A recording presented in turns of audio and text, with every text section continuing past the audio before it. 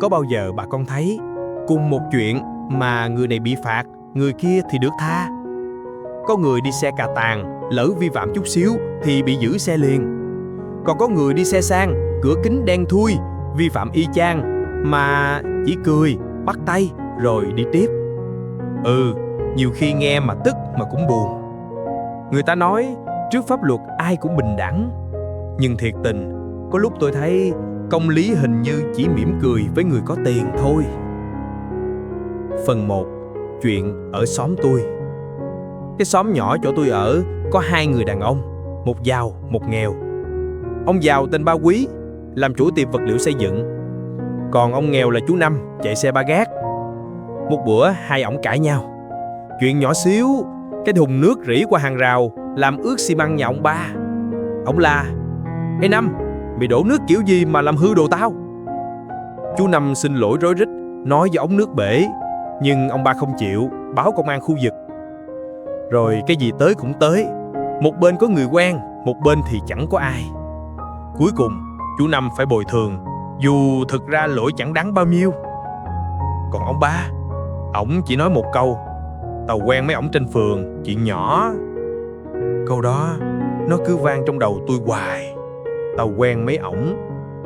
Ở đời có vẻ như quen còn mạnh hơn đúng. Phần 2. Công lý ở đâu? Bà con có thấy lạ không? Mình sống trong xã hội có luật, có quy định, có cả tòa án đàng hoàng. Nhưng khi đụng chuyện, người nghèo lại là người chịu thiệt trước. Có người phạm lỗi nhỏ bị bắt liền. Có người sai ranh ranh mà chỉ cần vài cuộc điện thoại là xong. Thì luật vẫn có, nhưng cách xài luật hình như không giống nhau. Với người có tiền, luật là tấm thảm trải đường. Với người nghèo, luật đôi khi là sợi dây buộc chân. Tôi nói vậy không phải để oán trách, mà là thấy thương những người suốt đời làm đúng mà vẫn không được đối xử công bằng. Như bà Sáu bán bún chỗ đầu hẻm, bà bị phạt vì lấn chiếm lòng lề đường, phải dọn đi. Nhưng ngay bên kia, quán cà phê sang chảnh dựng bàn ghế tràn ra ngoài, vẫn đông khách, không ai nói gì. Công lý đôi khi cũng chọn nơi có đèn sáng hơn mà đứng. Phần 3. Người nghèo sợ luật, người giàu sửa luật. Người nghèo nghe tới chữ luật là sợ. Thôi đừng cãi, mình nghèo đụng vô mệt lắm. Còn người có tiền, họ coi luật như trò ghép hình. Thiếu mảnh nào họ mua mảnh đó.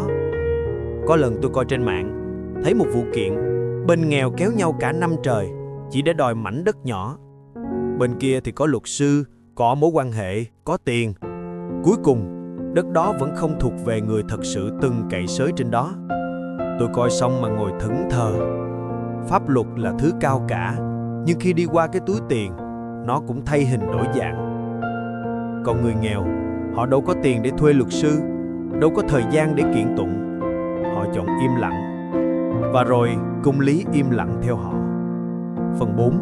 Một câu chuyện ở tòa. Hồi đó tôi từng theo anh họ lên tòa làm nhân chứng. Anh bị kiện oan vì chuyện đền bù.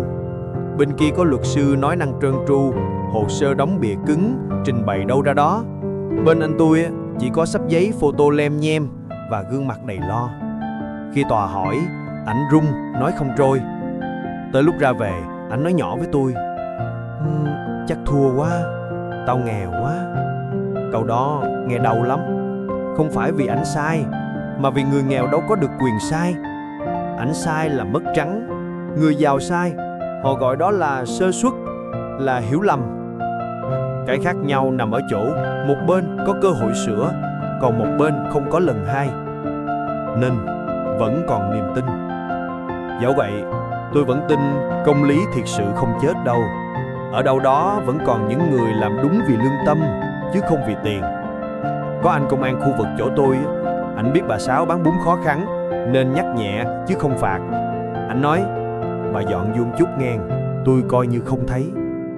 Câu nói đó nghe bình dị nhưng chứa đầy lòng người. Rồi tôi thấy mấy bạn trẻ học luật ra trường không chọn làm đại diện cho tiền, mà chọn giúp dân nghèo làm thiện nguyện pháp lý. Những con người đó, họ giữ cho chữ công lý không bị rẽ rúng. Và nhờ họ, tôi vẫn tin luật pháp có thể nghiêng, nhưng lương tâm thì không. Khi công lý không còn xa hoa. Công lý nghe to tát lắm, Nhưng đôi khi, nó chỉ là một hành động nhỏ. Một người dám đứng ra nói điều đúng, một người không lợi dụng quyền, một người biết đắp mình vào nỗi khổ của người khác. Khi mỗi người giữ được chút công bằng trong lòng, thì xã hội tự nhiên cũng bớt méo mó.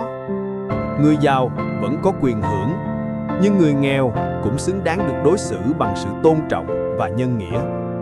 Vì suy cho cùng, công lý không phải dành cho ai, mà là dành cho tất cả. Mọi người nghe xong có kỷ niệm nào giống vậy không? Để lại bình luận chia sẻ nghe. Và đừng quên like và subscribe để nhận video tiếp theo. Hẹn gặp lại trong tập sau, nơi mình cùng nhau kể tiếp những câu chuyện đời, tuy nhỏ thôi mà đọng mãi trong lòng.